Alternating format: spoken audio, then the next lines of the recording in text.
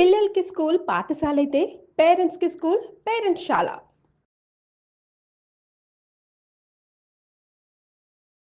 అందరికీ నమస్కారం. నా పేరు మాధురి. మీరు చూస్తుంది సుమన్ టీవీ నెట్వర్క్. ప్రస్తుతం మనతో పాటు ఉన్నారు వాస్తు కన్సల్టెంట్ శ్రీ పద్మ గారు. నమస్కారం పద్మ గారు. నమస్తే అండి. ఈరోజు మరొక డౌట్ తోటి వచ్చేసానండి మీ ముందుకి. అయితే ఇంటికి మనం గుమ్మడికాయ కట్టుకుంటాం కదండి. చాలా మంది అనుకుంటారు గుమ్మడికాయ కనుక కుళ్ళిపోతే అమ్మో మనకి పెద్ద అరిష్టమే, ఏదో బ్యాడ్ లక్ జరగబోతుంది అని చెప్పేసి అనుకుంటూ ఉంటారు. కొంతమంది నా పర్సనల్ లైఫ్లో జరిగింది సిచ్యువేషన్ చెప్తానండి. మేము ఇల్లు చేంజ్ అయ్యాము. చేంజ్ అయిన తర్వాత గుమ్మడికాయ కట్టామన్నమాట. కట్టిన ఒక 10 డేస్లోనే కుళ్ళిపోయింది. సరే కుళ్ళిపోయింది కదా, పోయిందిలే అని చెప్పేసి అనుకుని మళ్ళీ కట్టాం. మళ్ళీ కుళ్ళిపోయింది. మా ఇంటి చుట్టుపక్కల వాళ్ళందరికీ చాలా బాగుంది, మాదొక్కటే ఎందుకు కుళ్ళిపోయింది అన్న డౌట్. అమ్మో ఏదో సంథింగ్ నెగిటివ్ ఎనర్జీ వచ్చిందా, ఇదేమైనా దోషమా, నాకే అనిపించింది. యాక్చువల్గా నా పర్సనల్ డౌట్గా కూడా మీరు కన్సిడర్ చేయొచ్చు. యాక్చువల్లీ మాధురి, ఇక్కడ మనం గమనించాల్సింది ఏంటంటే మనిషి ప్రతి దాన్ని అంటే చిన్నదాన్ని కూడా పెద్దదిగా చేసి ఆలోచిస్తున్నారు అనటానికి గుమ్మడికాయ ఫస్ట్ ఎగ్జాంపుల్.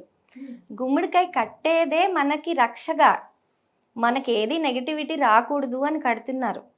ఆ గుమ్మడికాయ కూలిపోతే మనకేదో అరిష్టం వస్తుందని ఎందుకు అనుకోవాలి? అరిష్టం పాపం అది తీసుకుని అది కూలిపోయింది.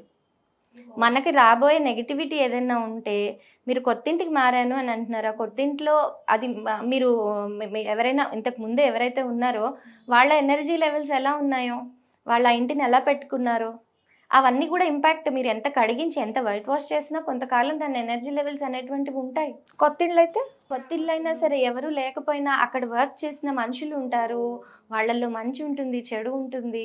అది మనం అందుకే కదా గృహప్రవేశం అప్పుడు అంత పూజలు అంతంత హోమాలు ఇవన్నీ ఎందుకు చేయిస్తాము?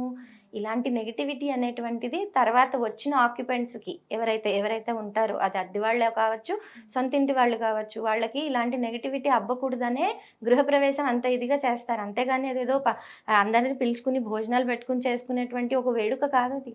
అది శాస్త్రపరంగా అంత వేదమంత్రాలు లాగా కూర్చుని చదువుకుంటూ అన్ని హోమాలు యజ్ఞాలు ఇవన్నీ ఎందుకు చేస్తాము?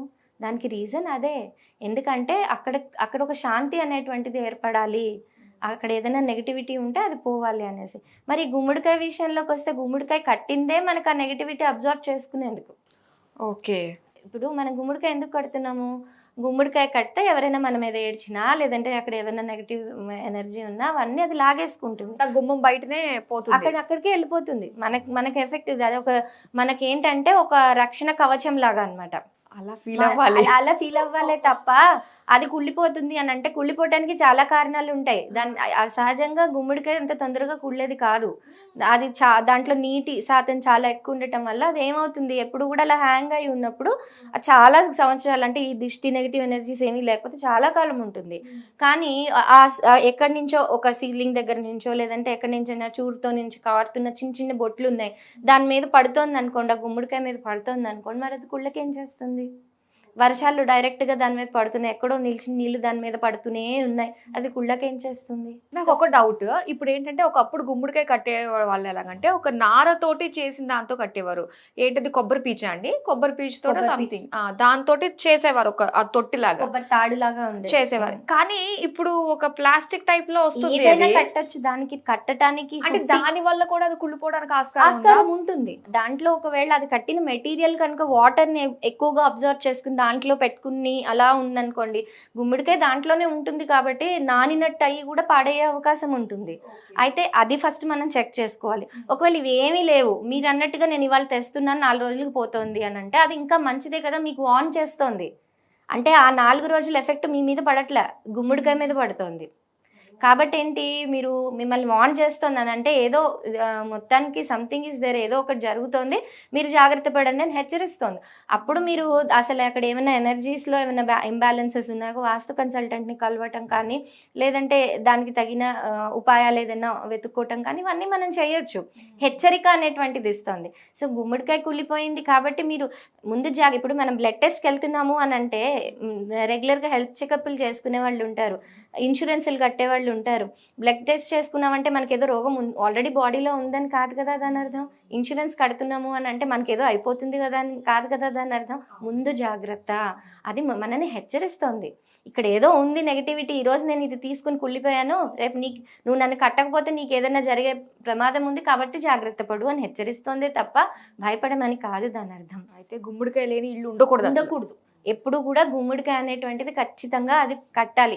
అదేంటంటే ఒక విధంగా మనకి అది రక్షణ కవచంగా మనకి చాలా బాగా ఉపయోగపడుతుంది. అయితే ఇప్పుడు గుమ్మడికాయ ప్లేస్ లో చాలా మంది అది లేకపోతే కలబంద కూడా పెడుతున్నారండి. వాస్తవానికి పాతకాలంలో చూసినట్లయితే కలబంద ఎవరు కట్టేవాళ్ళు కాదు, ఓన్లీ గుమ్మడికాయలే కట్టేవాళ్ళు.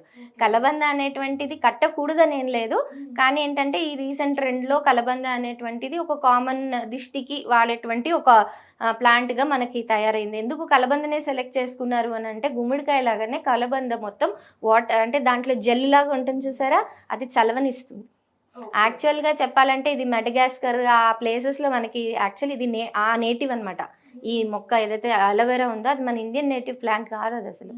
అయితే అది జనరల్గా ఈ వేడి ఎడారి ప్రాంతాల్లో అక్కడ ఏమవుతుంది, సన్ బర్న్స్ అనేవి ఎక్కువగా ఉండటం వల్ల అక్కడ ఈ చెట్టుని తీసి దాన్ని మనం తీసి ఆ జెల్ని పెట్టుకోవటం వల్ల ఏంటంటే మనకి ఆ వేడి సన్ బర్న్స్ అనేటువంటివి తగ్గుతాయి. సో అలా అది హీట్ ని ఎక్కువగా అబ్జర్వ్ చేసి చలవనిస్తుంది. కాబట్టి ఆ చలవనిచ్చేటువంటి వస్తువు కాబట్టి అది మంచిది అనుకున్నాం. అయితే ఈ చలవనిచ్చే వస్తువు ఏంటి, జనరల్గా అది దిష్టి పరిహారంగా కూడా మనం వాడుకుంటున్నాము. అది కూడా ఎలా అంటే రూట్స్ ఏవైతే ఉంటాయో పైకి దాన్ని ఆకులు కిందకి కట్టమని చెప్తున్నారు. అది వాస్తవానికి అది కట్టొచ్చు, దానివల్ల నష్టమేం లేదు, కానీ దానికి స్పెసిఫిక్ రూల్ అనేటువంటిది ఏం లేదు. అది నెగిటివ్ తీసేయటం అని అంటే ఒకటి అది చలవ చేస్తుంది కాబట్టి దానికి అబ్జర్వ్ చేసుకునే శక్తి ఉంది కాబట్టి అది ఒక విధంగా మనకు హెల్పే అవుతుంది, మైనస్ అయితే కాదు. కానీ గుమ్మడికాయకి మాత్రం దానికంటే ఎక్కువ పవర్ ఉంటుంది, దాంట్లో ఎలాంటి సందేహం లేదు. గుమ్మడికాయ ఖచ్చితంగా మీరు కలబంద కట్టినా గుమ్మడికాయ కూడా కట్టాలి. గుమ్మడికాయ లేని ఇల్లు ఉండకూడదు. గుమ్మడికాయ అనేటువంటిది ఉంటేనే ఆ ఇంటికి ఒక పీస్ అనేటువంటిది మెయింటైన్ అవుతుంది ఎప్పుడు కూడా. దాంతో పాటునే ఇంకొకటి ఉంటుంది, తులసమ్మ నిద్రపోతే కూడా వాళ్ళకి సంథింగ్ ఏదో వస్తుంది మనకి నెగిటివ్ అని చెప్పేసి. తులసి నిద్రపోవటానికి ఈ గుమ్మడికాయ కుళ్ళటానికి ఎలాంటి సంబంధం లేదు. తులసి నిద్రపోవటానికి గల కారణాలు వేరే ఉండొచ్చు, ఇక్కడ గుమ్మడికాయ కుళ్ళడానికి కారణాలు వేరే ఉండొచ్చు. దీనికి ఎలాంటి సంబంధం అనేటువంటిది లేదు. అయితే ఈ గుమ్మడికాయని స్పెసిఫిక్ గా ఏ రోజుల్లో కట్టాలంటారు? చాలా మంది చాలా ప్లేసెస్ లో రకరకాల సిచ్యువేషన్స్ అంటే పరిస్థితులు వాళ్ళ పరిస్థితి అనుసారంగా కడుతూ ఉంటారు. సామాన్యంగా అయితే ఏంటంటే వీళ్ళు అమావాస్య టు అమావాస్య అనేది లెక్క పెట్టుకుంటూ ఉంటారు కొంతమంది. ఈ అమావాస్యకి మేము కట్టామంటే ఆ గుమ్మడికాయ కుళ్ళినా కుళ్ళకపోయినా మళ్ళీ అమావాస్యకి దాన్ని చేంజ్ చేయాలని మార్చేస్తారు. అంటే బై డిఫాల్ట్ అది మార్చేస్తారు అనమాట. ఇకపోతే ఇంకొంతమంది ఏంటంటే ఒకవేళ కుళ్ళింది ఈ లోపే కుళ్ళింది, అది కుళ్ళినప్పుడు ఏదైనా సరే గురువారం రోజు కానీ లేదంటే ఆదివారం రోజు కానీ అవి మార్చుకుంటూ ఉంటారు. కొంతమంది అయితే గుడికి తీసుకెళ్ళి అమ్మవారి గుడికి కానీ ఆంజనేయ స్వామి వారి గుడికి కానీ తీసుకువెళ్ళి పూజ చేయించి తీసుకొచ్చి కూడా కడతారు. అది వాళ్ళ నమ్మకం మీద ఏదేమైనప్పటికీ అమావాస్య టు అమావాస్య కూడా కట్టుకోవచ్చు, దాంట్లో ఎలాంటి ఇది లేదు. ఫైనల్ గా నిమ్మకాయలు మిరపకాయలు కట్టచ్చా ఇంటికి? ఇప్పుడు మీకు నమ్మకం ఉంది తప్పకుండా కట్టుకోండి, కానీ అవి నిమ్మకాయలు మిరపకాయలు అనేటువంటివి టోటల్ గా దిష్టికి పరిహారము అని మనం చెప్పలేము. ఆ నిమ్మకాయలు మిరపకాయలు అనేటువంటి దానికంటా కూడా అగైన్ గుమ్మడికాయ అనేటువంటిది చాలా బాగా పనిచేస్తుంది. మీరు నిమ్మకాయలు మిరపకాయలు ఎన్ని కట్టినా గుమ్మడికాయ కనుక మీరు కట్టలేదు అని అంటే అది ఆ 100% రిజల్ట్ అనేటువంటిది ఇవ్వవు. నిమ్మకాయ మంచిదే, దిష్టి పరిహారంగా మనకు పనికి వస్తుంది. అలాగే దాంతోపాటు మిర్చి కూడా మనం యాడ్ చేసి కడుతూ ఉంటారు, అది కూడా పనికి వస్తుంది. కానీ గుమ్మడికాయ వీటిలన్నిటికంటే ఫస్ట్ మనకి ఆన్సర్. అందుకే మరి మనం గృహప్రవేశాలప్పుడు మనకి మంచి గుమ్మడికాయని దిష్టి తీసి కొట్టించాక నిమ్మకాయలు కూడా పెడతారు, మీరు గమనించారా? అది నిమ్మకాయ అనేటువంటిది అది తీసేసుకుంటుంది, నెగిటివిటీ అనేటువంటిది తీసేసుకుంటుంది, దాంట్లో ఎలాంటి డౌట్ లేదు. కానీ ఏంటంటే ఈ గుమ్మడికాయ అనే దానికి అదంతా అయిపోయినా కూడా మళ్ళీ ఒక గుమ్మడికాయ కట్టిస్తారు, అది దాంట్లో లెక్క. గుమ్మడికాయ మించింది దిష్టి పోవడానికి ఇంకోటి లేదు. చాలా మందికి గుమ్మడికాయతో దిష్టి కూడా తీస్తూ ఉంటారు, కర్పూరం వెలిగించి సో చాలా విషయాలు తెలుసుకున్నాం కదండి గుమ్మడికాయకి సంబంధించి. గుమ్మడికాయ లేని ఇల్లు ఉండకూడదు. సో ఖచ్చితంగా ప్రతి ఒక్కళ్ళు ఎన్ష్యూర్ గుమ్మడికాయ ఖచ్చితంగా ఉండి తీరాల్సిందే. సో ఎటువంటి డౌట్స్ ఉన్నా వాస్తుకు సంబంధించి మనకు ఆల్రెడీ స్క్రీన్ పైన నెంబర్ డిస్ప్లే అవుతుంది. సో డైరెక్ట్గా మీరు మేడంతో మాట్లాడే అవకాశం కల్పిస్తున్నాం కాబట్టి సో చక్కగా డౌట్స్ని క్లారిఫై చేసుకోండి. సో చాలా మంచి ఇన్ఫర్మేషన్ మాకు తెలియజేసినందుకు thank you so much. Thank you ma'am.